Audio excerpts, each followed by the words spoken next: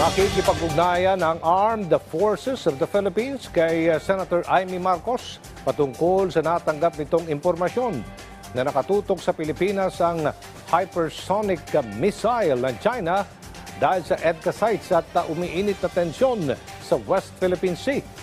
Ayon pa kay Senator Marcos, may 25 target dito sa bansa. Yan ang ulat ni Patrick De Jesus. Sa tingin ng China, talagang kumampi na tayo sa kalaban nila. Ikinabahala ni Senador Amy Marcos ang nakita umano niyang plano na nakatutok ang mga hypersonic missile ng China sa ilang lugar sa Pilipinas. Sabi ng senadora, dahil ito sa mga EDCA sites sa bansa, pati na umiinit na tensyon sa West Philippine Sea. Talaga mainit ang ulo nila. Natatakot talaga ako. Hindi naman nila iniisip na lulusob dito sa Pilipinas yung katakot-takot na army nila, mga navy nila. Hindi ganoon. Ang plano, air. Dagdag ni Senador Amy, may 25 target ang China sa Pilipinas at uunahin daw ang Batanes at Subic kasama ang Ilocos.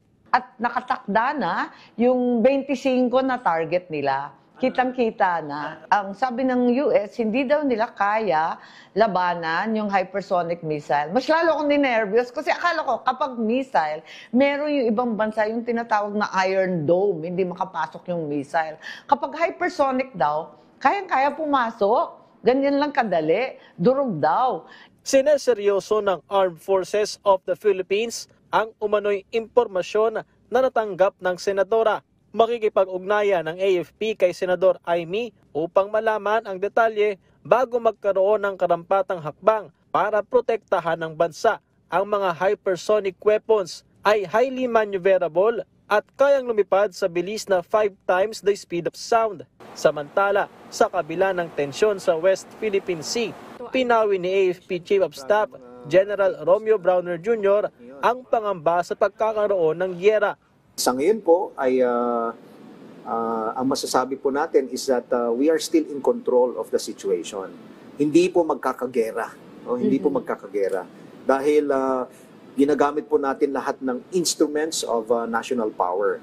Hindi lamang po kasi military ang instrument of national power natin. We have economic, information, and diplomacy. Ayaw po natin magkagera kasi talo po tayong lahat, no? Tayong mga Pilipino, so sino man yung sasakop sa atin or gustong sumakop sa atin, talo rin sila, no? Dahil wala pong mananalo sa gera.